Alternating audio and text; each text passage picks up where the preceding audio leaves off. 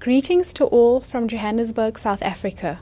The study to be discussed will be on the barriers of using education technology for optimizing the educational experience of learners. The objectives of the study: to examine the impact of education technology on the teacher-student experience. Does effective learning take place, and can technology replace the traditional learner-teacher relationship? The study is based on the premise that communication constitutes 80% of language and 20% is non-verbal communication. Technology falls into the 20%. The study will conclude that technology is not the best tool for education when used alone, although it can enhance education if used in collaboration with the traditional teacher learning methods. The communication and information age and globalization have progressed in ways never used before in people's work environments, society, and people's daily lives through the use of laptops, iPhones, and iPads. This phenomenon will continue well into the future. The paper discusses why technology will enhance the teacher-student learning experience and that technology can't replace the teacher-learner experience due to human and social elements which technology lacks, unfortunately.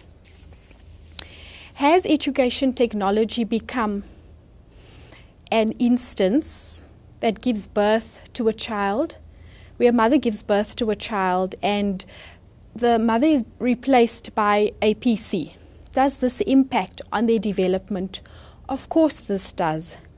Can a bond still be created by both the teacher and the learner? If technology is there on its own, this bond cannot be created, and this can't be transmitted by means of technology use. The research problem for the study examined the impact of the teacher-learner education experience. Has education technology been effective in ensuring a meaningful contribution to learning, and the results of using education technology? The secondary objectives were to identify what education technology and its methodologies are, to review the empirical research on the topic, and to summarize and draw conclusions. Based on the literature review, the Association for Education Technology for Education Communication and Technology define education technology as a study and practice which formulates learning in order to create, manage, and use technology to improve teaching and learning. Perkins in 1992 defines technology as the retention of knowledge. Su in 2009 said that education technology can be used to enhance through integration or teach new knowledge through transforming education. For the purpose of this study, the study will agree with Su when she says that education should be used to transform education. Therefore, the teacher-learner experience should remain, but education will enhance and make a meaningful contribution to education. Traditional teaching and learning is based on the teacher instructing the learner, and the learner can ask questions based on the teacher's action. This creates interaction and engagement, and it's focused on group content, and it is age-specific.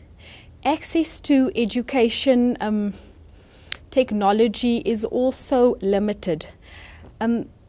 The difference between the teacher-learner traditional form of education and the constructivist type of education using technology and learning is that there is greater engagement and interaction. The teacher acts as a guide, and it's based on the individual needs and individual progress of the learner.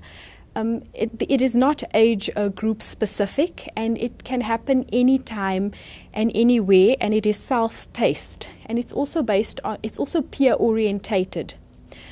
The strengths and the differences between the two: both have strengths, Both are interactive and engaged. The only thing about the traditional means of education is the benefit, which is an added advantage, is the fact that the educator can motivate the students to work harder. That brings in a personal and social element which technology unfortunately cannot do.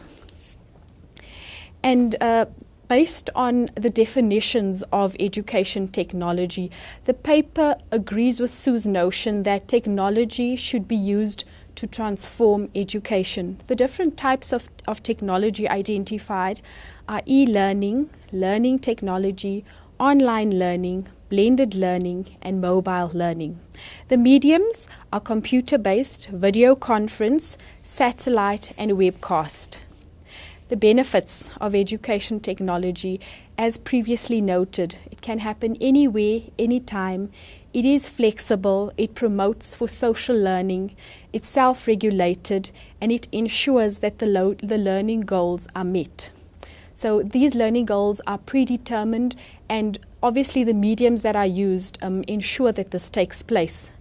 The barriers continue to hinder the fact that education technology can add a meaningful impact to education, and the barriers can be identified into student barriers and educator barriers. Student barriers are around printing costs, reduced contact, and student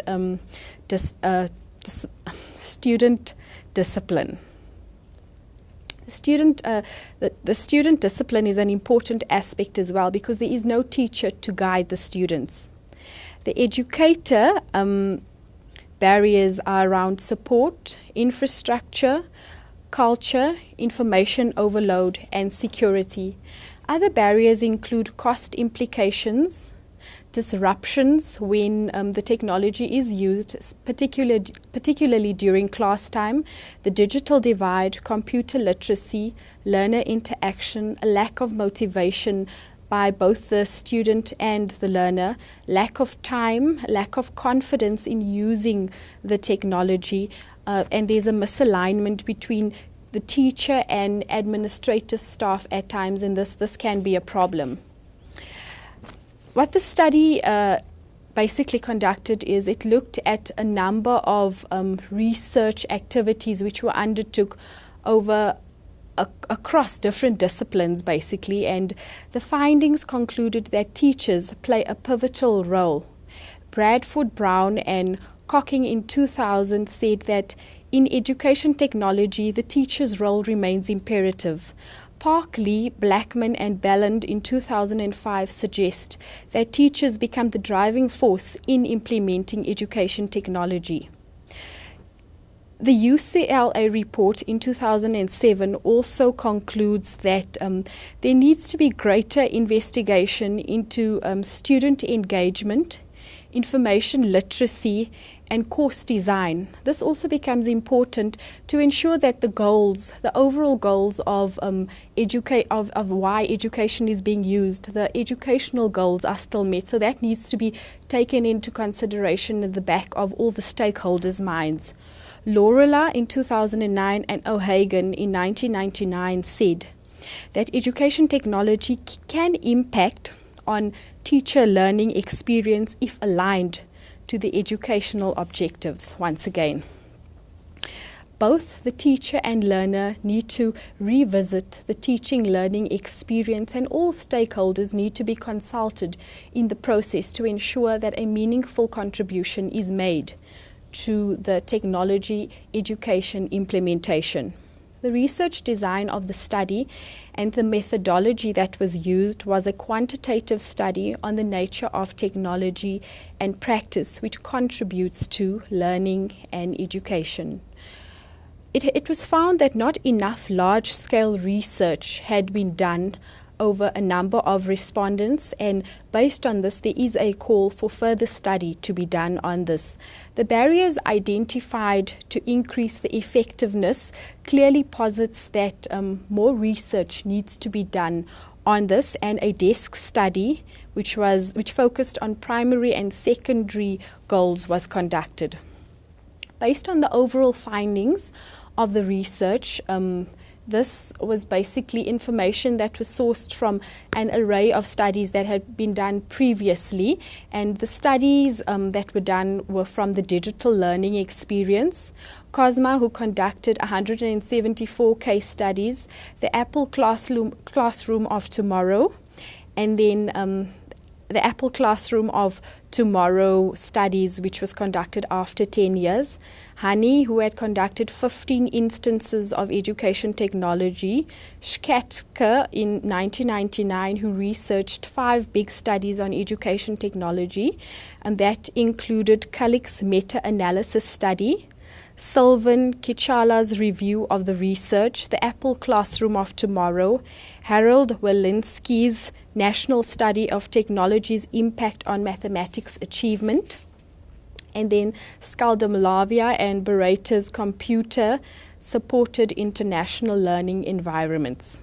Based on all of those findings, technology was used alongside traditional teaching. The impact was positive, led to independent workers, problem solvers, increased communication and collaboration, greater access to information, although more research is needed to be done on the content-specific teacher-learner experience when technology is implemented.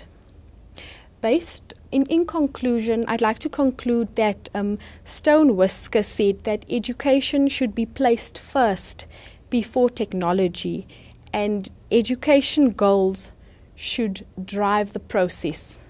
Based on all that was said, it can be concluded that education technology does contribute in a meaningful way to the education experience that is alongside traditional education.